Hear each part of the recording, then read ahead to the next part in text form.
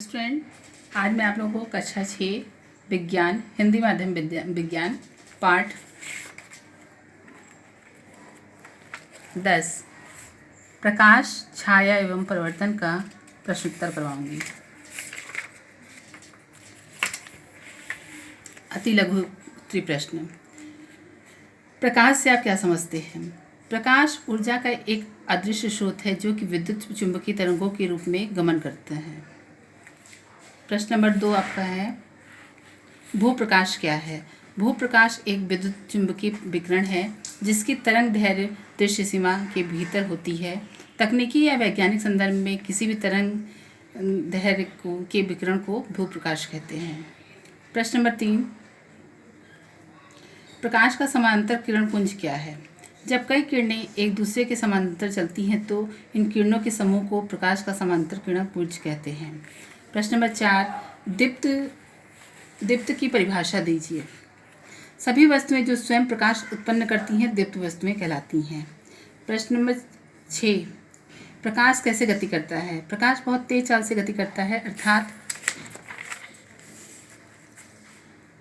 3 × 10⁸ metre प्रति second से।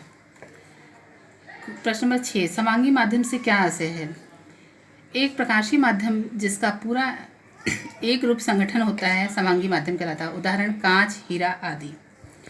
लघु उत्तरीय प्रश्न।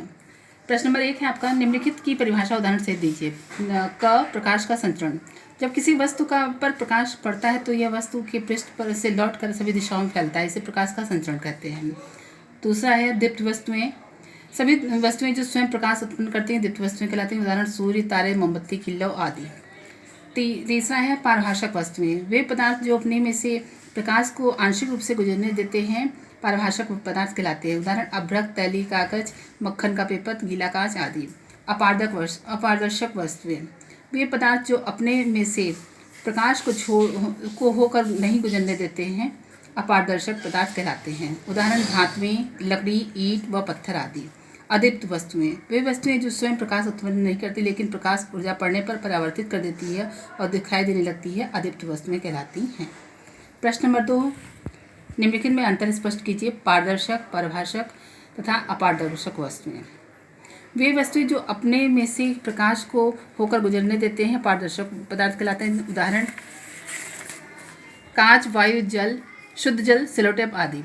वे पदार्थ जो अपने में से प्रकाश को आंशिक रूप से गुजरने देते हैं पारभाषक पदार्थ कहलाते हैं। उदाहरण अभ्रक, तैलीय कागज, मक्खन का पेपर, गीला कांच तथा मोम लगा कागज आदि। वे पदार्थ जो अपने में से प्रकाश को होकर नहीं गुजरने देते अपारदर्शक पदार्थ कहलाते हैं। उदाहरण धातुएं, लकड़ी, ईंट व पत्थर आदि। प्रश्न नंबर 3, परावर्तन के नियम का उल्लेख कीजिए। परावर्तन के नियम। प्रथम नियम, आपतित किरण, परावर्तित किरण तथा अभिलंब आपतन बिंदु पर सभी एक ही तल में होते हैं। द्वितीय नियम, आपतन कोण परावर्तन कोण के बराबर होता है। प्रश्न नंबर 4, नियमित परावर्तन क्या है? चित्र सहित वर्णन कीजिए। ऐसी परिघटना जिसके कारण किसी माध्यम में से जाता हुआ एक समानांतर प्रकाश पुंज एक चिकनी पॉलिश की गई सतह पर टकराने के बाद इससे एक समांतर पुंज के रूप में किसी दूसरी निश्चित दिशा में निकलता है, इसे नियमित परावर्तन कहते हैं। ये आपका नियमित परावर्तन का फिगर है जिसे आप बाय साइड बनाएंगे। दीर्घोत्तरीय प्रश्न। पिनहोल कैमरे की क्रियाविधि का चित्र सहित वर्णन कीजिए।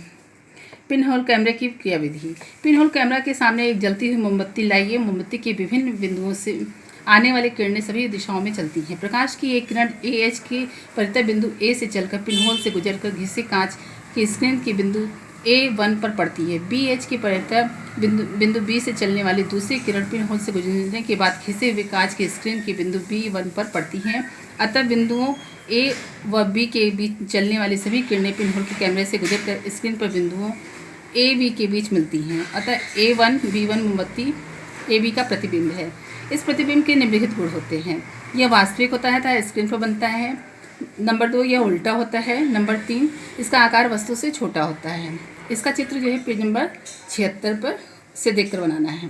प्रश्न नंबर 2, छाया क्या है? जब प्रकाश का एक स्रोत बिंदु हो तो उसकी छाया का सचित्र वर्णन कीजिए। छाया प्रकाश के पथ में रखी एक अपारदर्शक वस्तु के पीछे बनने वाला एक गहरा खंड है। ये आपका चित्र है, ये बाएं पृष्ठ पर बनेगा। चित्र के अनुसार S, ये S का बिंदु स्रोत है। PQ एक अपारदर्शक वस्तु तथा XY अंधेरे कमरे में स्क्रीन है। प्रकाश की किरणें SP तथा SQ के परितः बिंदु से S से चलती हैं तथा स्क्रीन XY पर बिंदुओं A व B पर पहुंचती हैं। बिंदुओं A व B के बीच के क्षेत्र में कोई प्रकाश नहीं पहुंचता, अतः यह प्रछाया क्षेत्र है। छाया का आकार बढ़ता है जब स्क्रीन के पीछे की ओर स्थिति X1 Y1 में खिसकाया जाता है, तो इसके विपरीत स्क्रीन को आगे अपारदर्शक क्षेत्र की ओर चलाने पर छाया पर आकार घटता है। प्रश्न नंबर 3, 1 मीटर छड़ सूर्य की धूप में 70 सेंटीमीटर लंबी छाया बनाती है। उसी समय एक वृक्ष 5.6 मीटर लंबी छाया बनाता है, तो बताइए वृक्ष की ऊंचाई कितनी है। छड़ की लंबाई 1 मीटर अर्थात 100 सेंटीमीटर, छड़ की छाया 70 सेंटीमीटर, वृक्ष की लंबाई 5.6 मीटर अर्थात 560 सेंटीमीटर और वृक्ष की ऊंचाई हमें ज्ञात करनी है। सॉल्यूशंस का देखिए, किसी निश्चित समय पर विभिन्न वस्तुओं की लंबाई और छाया लंबाई नियत होती है, अतः छड़ की लंबाई अपॉन छड़ की छाया की लंबाई इक्वल टू छड़ की वृक्ष की ऊंचाई अपॉन वृक्ष की छाया की लंबाई।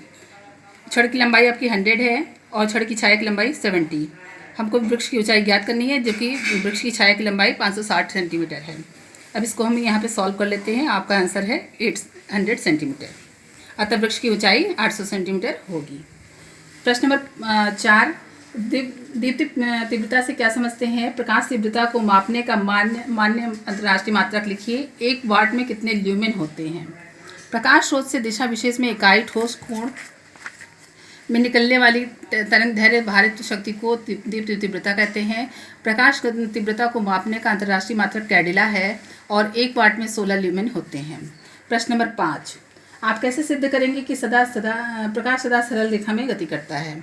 प्रकाश सदा सरल रेखा में गति करता है, इसे सिद्ध करने के लिए समान आकार के 3 दप्तियां लीजिए। प्रत्येक दप्ती के केंद्र में एक एक छेद कीजिए। तीनों दप्तियों व एक जलती मोमबत्ती को एक सीधी रेखा में इस प्रकार व्यवस्थित कीजिए कि सामने से दप्तियों में बने छिद्रों से मोमबत्ती की लौ को देखा जा सके। अब उनमें से एक दप्ती को थोड़ा सा खिसकाइए और पुनः मोमबत्ती की लौ को देखिए। अब पहले की भांति छिद्रों से मोमबत्ती की लौ को हम नहीं देख पाते हैं। इस पाठ का प्रश्न उत्तर और अभ्यास कार्य स्कूल से प्राप्त करें। धन्यवाद।